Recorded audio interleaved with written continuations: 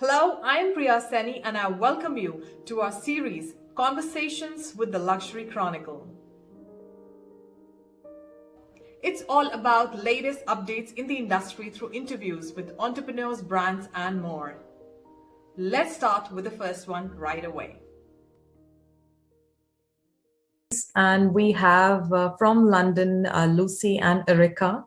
And Lucy is a lawyer and Erika is a marketing person, and they have a brand called Cheeky Cherub.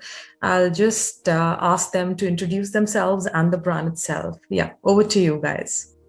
Hi, Priya. So I'm Erika Abdallah. And I'm Lucy James. And we recently launched Cheeky Cherub, which is a one-stop shop for pre-loved children's luxury items. So what exactly it is and how did the idea of, pre-loved baby articles take seed?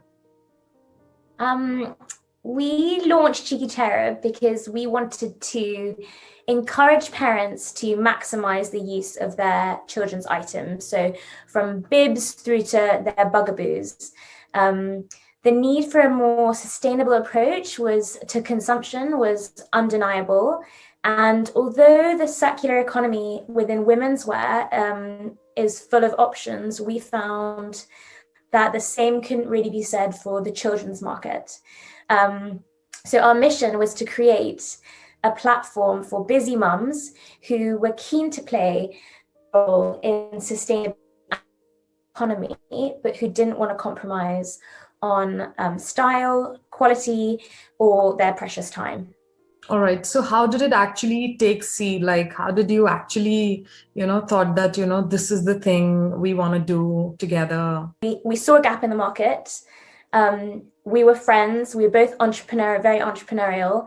And we just said, there's a need for this. And we started testing the market, speaking to moms, doing some research. And we saw that there was definitely an appetite. A lot of our friends with children had so many beautiful items that they bought. And it was such a shame because obviously their children grew out of them. So is it, Lucy, specifically to you? Because I think you have twins babies and right? Is it, because of your own need that you found this more useful to a lot of others? Like you must be having some difficulties while, getting things for your children, or maybe, I don't know, the idea came from your end? So I think definitely my personal experience helped. So I had two little boys under 2. So I had 2 children close in age. But actually they were born in different times of the year. My eldest was born in September and my youngest was a spring, May baby. So although I had 2 boys very close in age, my baby items for my firstborn were for really deep winter, and then my secondborn need lighter spring, summer. Right. So actually, even from myself, I couldn't necessarily reuse everything that I thought within my own little kind of community of myself at home. So that definitely spurred me on to think, I've got all this stuff, and I was a full-time corporate lawyer. I didn't sell because I didn't have time. But, like every mom, especially with your first child, you're excited, you buy loads of stuff. They don't necessarily wear it, or, the weather changes in London. It's always temperamental. So I think my own personal experience definitely showed that parents, do indulge their children on the whole. They like them to look nice. And, if you're busy and time stretched, you don't necessarily have time to kind of collect all the items, photograph them, describe them. And so as Erika mentioned, we really wanted the platform to be easy to use and convenient for busy mums. And then for mums who are thinking of buying from our site, we just felt like we'd be able to get our hands on great stock because children are always outgrowing items. And we felt that we could create a kind of luxury brand that our buyers could trust and rely on. Sounds good. What made you launch your new business in the COVID-stricken year 2020, and how has the response been? It's been difficult, easy, what? So we'd always planned to launch in 2020. Obviously, at the time, we had no idea that COVID would totally take over. I don't think anyone foresaw. COVID will not stop you, right? So COVID No, stop you. No, I think we obviously discussed it like anyone who was thinking about investing money and launching a business, but we just decided we're fundamentally an online platform. People are still having babies, mums sell their items. And also one of the positive things that came out of COVID is I think sustainability has really come to the forefront of lots of people's minds. And I think consumer behaviors, as we've seen, are really now changing. And we just felt like it was a time to kind of be part of this positive change. Everything becoming digital. So everything online, and people also just really wanting to kind of get on the sustainability kind of train. So the response to Cheeky Cherub has been great. We've had lots of positive feedback from our clients. Our community is growing, which we're obviously thrilled about. We can't wait to see what's in store for the next 12 months. And we've got lots of exciting things that, we can't wait to do. I mean, can you just elaborate on the different processes which you have in your brand, and also like how do you prep it for selling? Like what are the technicalities involved, and also what kind of products are you handling basically? So we are a one-stop shop, and that was really important for us. We wanted our platform to offer all pre-loved luxury children's items, so not just clothing. So we do everything from prams to cots through to play suits and accessories and clothes and shoes and things like that.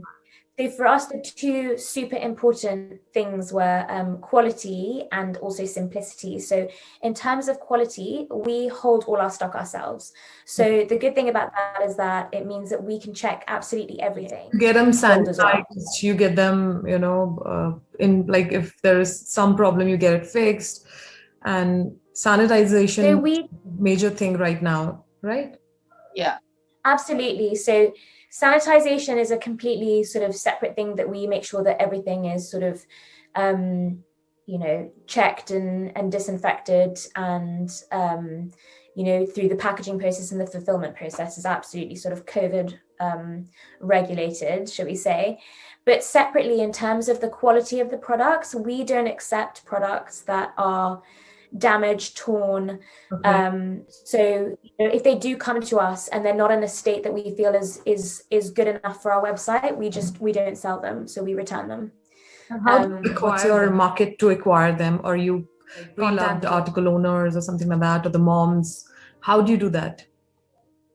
So we are a consignment business, which means that we hold the stock, and if and when the item sells, that's when you as a seller will receive payment for the item. So if it doesn't sell after a certain period of time, the item will get returned to the seller. That's pretty so in that respect, yeah, exactly. You have a digital platform on which, for example, me as a mother can come to your platform and then, sell the products, right? Exactly. We organize a courier to come and pick up their items if they don't have time to send them to us themselves. And then the way that we design the platform itself means that as a seller, you can see everything on your account. You can keep track of all the items that we have. You can see when they've sold, and you can see when you're going to be paid as well. So you can keep track of all of that in one place. So you've put up a proper system and, put a lot of thought behind the whole process, right? Good. Yeah, absolutely. So, the word pre-loved is a euphemism for secondhand products, and basically it's associated usually with thrift stores. So how do you deal with it, and how is Cheeky Cherub combating that emotional issue with its buyers? So how do you deal with this situation? As I touched on earlier, in the past 12 months, there's definitely been a shift in opinion on the secondhand or kind of pre-loved items. Part of that is because I think consumers, as we mentioned, are more behind sustainability and kind of expanding life cycles of clothes and reducing items that are in landfills and fast fashion, and all of that as kind of a whole topic has really changed people's opinions, including our own, just if you look at it from your own personal point of view. But I think the key for us was to create a platform that our customers could really trust. So as Erika just explained, really at the core of our business is, quality control and checking of items that go onto our site. What we wanted to do was to create a premium luxury experience to that secondhand market. So from scrolling on our website or just browsing on our website to actually receiving the item, the item's going to be beautifully packaged in, sustainable packaging, but still feel like it's a lovely experience. It's not going to come in like a crumpled old tissue paper or in a horrible plastic bag. So the whole experience, we just really tried to elevate it above that of a thrift store. And so far, I think that's again where we've, it's so great that we've had such a positive experience. Talking about pre-owned items, there are a lot of retail online shops and even offline, which sell pre-owned stuff, accessories and clothes for adults. So do you have any experience? Have you yourself shopped from there? Absolutely, yeah. We both shopped and sold on pre-loved sites for women's wear before, and actually, the women's wear space is full of options, and that was one of the drivers for us for launching Cheeky Cherub, as we noticed that the same couldn't be said. We also love it for the kids as well, like babies as well, right? Exactly. So, as Lucy, you were saying that recycling and reuse is the essential rule of sustainability now. So now, if you share more on it, like what are your views as far as, your personal opinion is concerned, apart from your own brand, the Cheeky Cherub? As I kind of mentioned, personally, I think in the past 12 months, I've really tried to adapt a lot of my own personal practices to be more sustainable, particularly having, 2 young children. Like I want them to live in,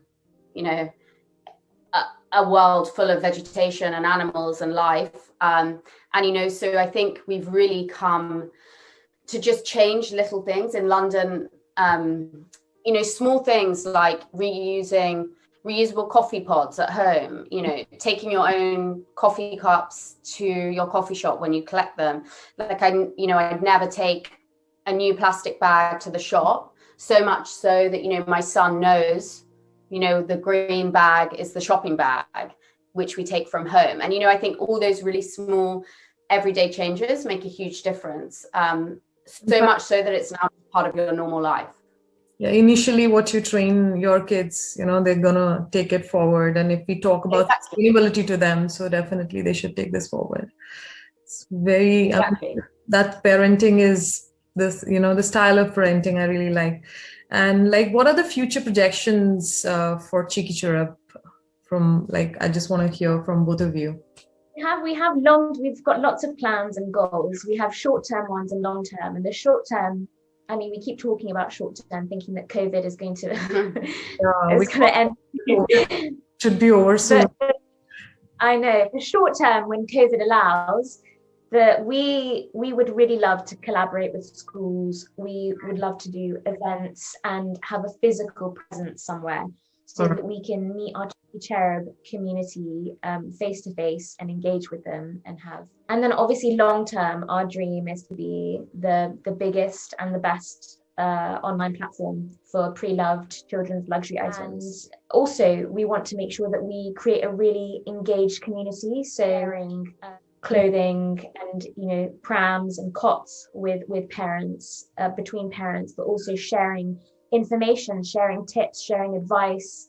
So that community aspect for us is really important as well, within the sort of parent community. So yeah, absolutely. In the long term, we have lots of plans to sort of build that community and engagement.